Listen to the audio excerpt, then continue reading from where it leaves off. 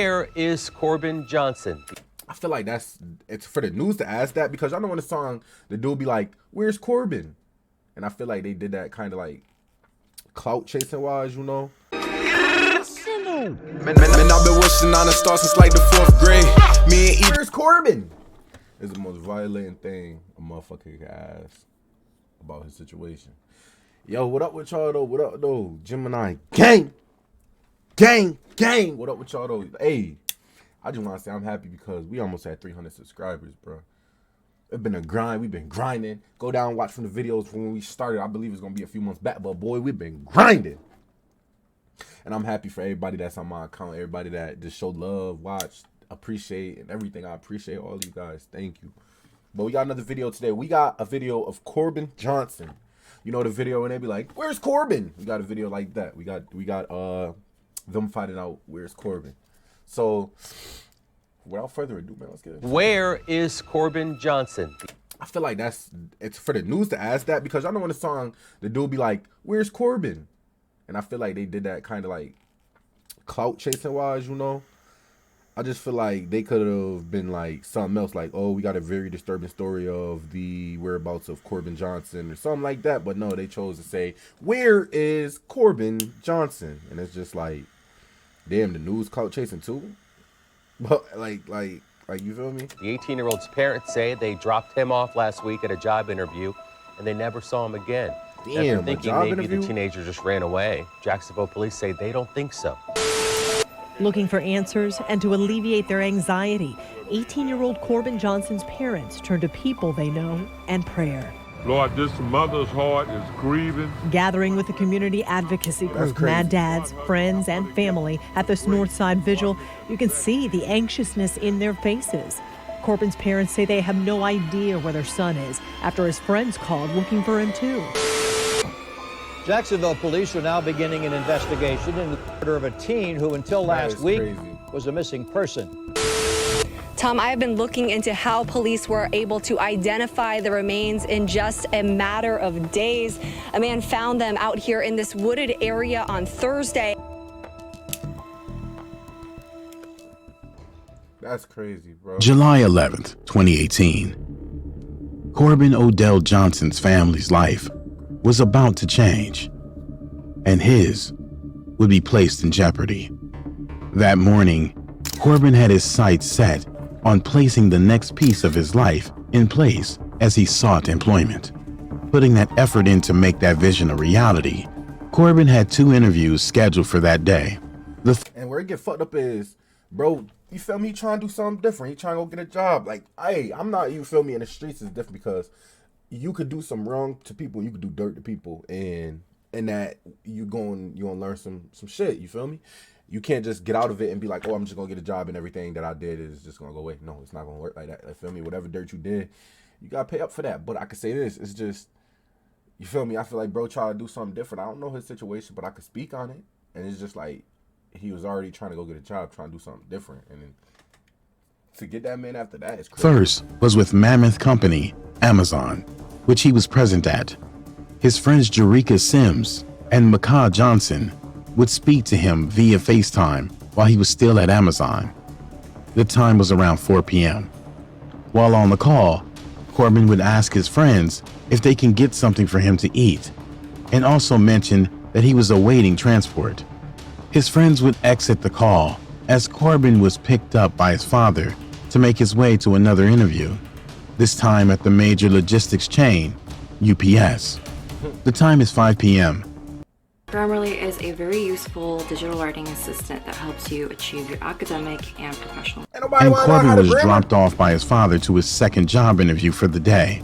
When Corbin was finished with his interview, another family member would pick him up. The man arrived around 7:45 p.m., after which he took Corbin to his mother's Northside Biscayne-based circle home at around 9 p.m. Let me know, when y'all got dreads, right? Did this shit just be getting in your eye and you close your eyes and the hair be in your eye and it hurt? Or am I the only one? 9:30 p.m. While there, everything seemed fine. That probably ain't the best question to ask right now while we trying to, figure out where bro is, but... Fine. But something was about to happen that would become everyone's worst nightmare. Corbin would stay with his mother for about 30 minutes before leaving in a white vehicle. The vehicle wasn't a normal acquaintance of the family, as his mother was unaware who the person was who picked him up. Those last 30 minutes would be the last memories she had of her son Corbin Johnson. The following morning, his father would send his son a text at around 8:30 a.m. to check in on how he was doing, as Corbin wasn't selected for the job. But there was no response. Corbin did not return home, didn't answer his phone, nothing. Corbin Johnson basically went ghost. I texted him that next morning around 8:39 because he didn't get the job to see how he was doing. I never did get a response. The following morning after that, on Friday, July 13th, Corbin was still in the wind. He would regularly speak to his mother and friends via text or FaceTime in the past, but this time, there was no contact at all, and everyone began fearing for the worst. His father would make a police report that day, listing Corbin as missing. 5 days would pass, and still no sign of Corbin's return, prompting the family to take action. Corbin's parents say they have no idea where their son is after his friends called looking for him too. And they were saying he's missing. They haven't heard from him, and it's not normal for Corbin. Corbin is going to text me, he's going to FaceTime me, he's going to call me, and it's been 5 days, and that's not like Corbin. Corbin was free to have his time with friends, but one rule his mother always stated was that even if you were out for the night, just be sure to contact and let her know that everything is okay. That didn't happen this time. Like most young adults, Mormon says his son's mom has one rule when it comes to the cell phone. The only thing that she asked him to do is just contact, let me know that you're okay. If you don't come home at night, okay. But just let me know that you're okay. It's been a week, and neither of them have gotten that text. Recalling that day, his friend Sims, who he regularly communicated with, would provide information stating that around 9 p.m. that Wednesday night, before he went missing, he called and they spoke again, and the last thing he said was he loved them and to be safe. Maybe Corbin knew something was about to happen that everyone else didn't. And that was... He probably did, but he ain't want... They probably pulled up. If they put up at his crib in that vehicle and his mom saying ain't know who it was, they probably pulled up, put a pole in his face like, if you don't get in, we gonna shoot everybody in this bitch and we gonna shoot you too. And he probably was just like, nah, I can't let that happen, feel me? His mom and dad is in that motherfucker. So he got in the car. He already knew what time it was. He texting everybody like, yo, I love you, I love you. Probably ain't tell his mom and dad or nothing like that because he was like, y'all probably gonna be too hot with it, or I don't know, but I don't want it just being hot. And he just, you feel me? It was his final goodbye, but who knows? The community was rallied along with the advocacy group Mad Dads at the intersection of Hart Road and Dunn Avenue, where the family said the teen was last seen to hold a vigil. The site of this vigil, a convenience store at the intersection of Harts Road and Dunn Avenue near I-95, is the place family says Corbin was last seen. There, they prayed and banded together to try to gather information and look for Corbin while pleading with the public for any assistance. Tonight, this gathering of about 50 people, including the local community advocacy group, Mad Dads, are asking for your help finding this family's son. Looking for answers and to alleviate their anxiety, 18-year-old Corbin Johnson's parents turn to people they know and prayer. Lord, this mother's heart is grieving. Gathering with the community advocacy group, Mad Dads, friends, and family at this Northside vigil, you can see the anxiousness in their faces.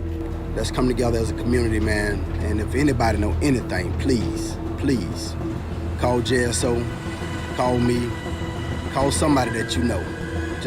We just want to find our son right now. Corbin has never been missing before, so the moment was traumatic and heart-wrenching. However, one piece of information provided to officers by the family stuck out. It could be the reason behind why Corbin was suddenly gone. According to news reports, the family told the police they were consistently concerned about the kind of friends Corbin would hang around. As a parent, the normal reasoning for this, it really be the motherfuckers you hang around on. Like, you could be 100 for them dudes, and you think they solid and they solid like this, bro. Them dudes could be plotting on you because they don't like you for some reason. They ain't fucking with you. You probably got the family they wish they had. You probably got something you feel me? Some money, some nice clothes. They don't got that. You probably either they you do too deep in the streets and you ain't really in the streets like that. You just fucking with them and you cool and they probably just want that lifestyle and they don't like it because they just like, damn, bro, I want to be you and it'd be a jealousy real, bro. Would likely be if those friends are partaking in activities that may not be legally or morally correct. Some hope would come in the form of new information. A man at a gas station around 3 miles away from the location of his Amazon interview would state that he saw Corbin get into a black car. Corbin left a house over here with his buddies off of Harts Road, came up into this store right here, and was last seen getting in and out of a black car. Something always happening at Valero, bro. I swear to God. The family and his friends would have to endure a grueling year of searching and asking for information. They went through it a year? Oh my goodness, yeah. They know this. Only to have the case run cold. That was until, strangely enough, exactly 1 year after he went missing on July 11th, 2019, the Jacksonville Sheriff's Office received a call. Around 6:10 p.m. that evening, an individual called informing officers that he came across a bag of skeletal remains while working in the woods off Ute Road, North Jacksonville. The man, Joseph Cummings, who lived across the street, reported that he was clearing land with a brush hog when he ran over a bag exposing the bones inside. The bag was black, but the body inside it was first wrapped in a green tarp before being placed in the bag. So you mean to tell me these dudes, they killed before? Because anybody that did that do that is gonna be messy with it. They're gonna leave some shit up. They killed before. They wrapped them bones in a tarp in a book bag and threw it. Why would you put it over in like that? You feel me? Should have buried it, but yo. Cummings would stop as to not damage any more of the body, as it may be evidence. He then checked closer to realize the entire skeletal body was present.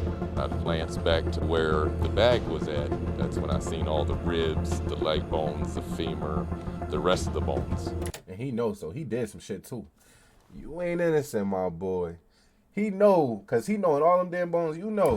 We're laying about 10 feet away from where my tractor was. Investigators were yet to connect the body to anyone, but that would soon change after sending the remains to the medical examiner for analysis. July 12th, 2019, the following day, investigators began revealing that from the looks of the remains, foul play is suspected, and the remains may be linked to a cold case. Wait, so you see bones in a book bag with a tarp around it, and somebody found it, not given to y'all, somebody found it, and you think foul play wasn't suspected? It's all foul play all written over it, bro. Ain't no ifs, ands, or buts about that. Monday night, July 15, 2019. A few days later, news reports would break, revealing that the identity of the remains were found to be that of Corbin Johnson. And the case is now upgraded to one of murder. The search was now on for who was responsible for Corbin's murder. His family and friends finally got closure on one part of the mystery. They found their son. But that reality was a tough one to bear. Yeah. We spoke with one of Johnson's close. Because then when everything going down, you like, damn, bro, how did he die? Did he suffer? Who killed him? What was he thinking about? Just mad shit going through it. So that's what his family dealing with on their mind. That's the questions on their mind. Friends over FaceTime today. She didn't want us to show her face on camera. What would you want to say to whoever's responsible for this? I don't know what to say.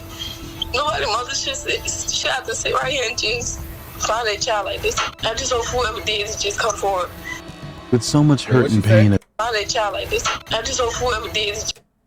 She said 4. That means she know who did it. She have to sit right here and just find a child like this. I just hope whoever did it. If she said 4, she knows something. She probably set him up. Honestly, she probably set him up and she feeling guilty as hell. Like, oh my God, I just hope they come forward because bro, that guilt eating you up inside. To be honest with you. Just come forward. With so much hurt and pain occurring through the community of Jacksonville over the shocking and tragic discovery, what happened next would have never been expected. Family and friends had to cope with another ordeal that showed the lack of empathy of gang culture and hip-hop. And in turn, how social media. That's what I'm saying, bro. All that Where's Corbin, all that this, I gotta understand, bro. Y'all doing it for jokes, cause y'all don't know what it is, bro. That man, his family, cause they trying to like not forget it, but cope with it and bear it and make it like, okay, we could be okay with this. But then y'all doing that Where's Corbin, all this like it's a joke. Bringing that up in that family face like they not seeing it is just fucked up, bro. Yeah, honestly. Can take something negative and turn it into ignorant fun. The hashtag Where's Corbin would begin trending on TikTok with 3.9 million views. Little did his mother know what was the reason for that spike in attention to her son. And I didn't understand where it was coming from. She was surprised to learn the hashtag Where's Corbin reached up to 3.9 million views on TikTok. It turns out it wasn't something positive at all. TikTokers were making funny skits about Corbin, not having any idea what happened to him or what his story was about. The viral trend was inspired by a song titled Beatbox Remix, Bibby Flow, by Jacksonville artist Julio Fulio. The song used in the TikToks was released last year. It's called Beatbox Remix Bibby Flow by local rapper Julio Fulio. What made the song and TikTok skit disrespectful to Corbin's passing and the family was the part in which So I say this. If y'all say this, y'all doing this in the news and all that, is the news not bad? Because at the start of the video, he said, Where's Corbin? That's the same shit for me. TikTokers played. The murder of an 18-year-old Jacksonville man becomes the center of a nationwide TikTok trend. Corbin Johnson disappeared in 2018. His remains were found a year later.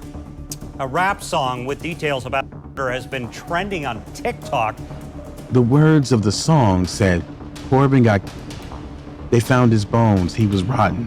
Where's Corbin? News reports would reveal that Julio Fulio is a member of the Jacksonville rap collective, KTA. His song was a diss to rivals with lyrics making fun of all that were murdered. The feud is a part of a long-standing one between members of the KTA and ATK, affiliates with the fellow Jacksonville rapper, Young and Ace. I don't understand why Jacksonville's like sheriff's office has the groups down as dangerous and responsible for many crimes in the community. But what's more telling is that they state if someone disrespects their gang, they are liable to receive punishment and retaliation with their life for talking down on their crew. It could be something as simple as me making a rap song about you and you don't like it. So one of your friends or one of your associates says we need to get back and we're going to do something, and they'll start a shooting. This might be what happened to Corbin Johnson, who was friends with members of the ATK gang in the feud with Julio Fulio's KTA. Crazy, to this date, Corbin's case remains unsolved, but his name has been the subject of many disrespected by KTA members, such as Julio Fulio, in songs on the live post of his Instagram. Hopefully, Julio Fulio's name has been the subject of many disrespected. Y'all look at this man's face, bro. Y'all look at this man's face because it gets to a point where it's just like all of this rap music and y'all think it's funny and all of this. Y'all gotta understand, bro. That shit is real.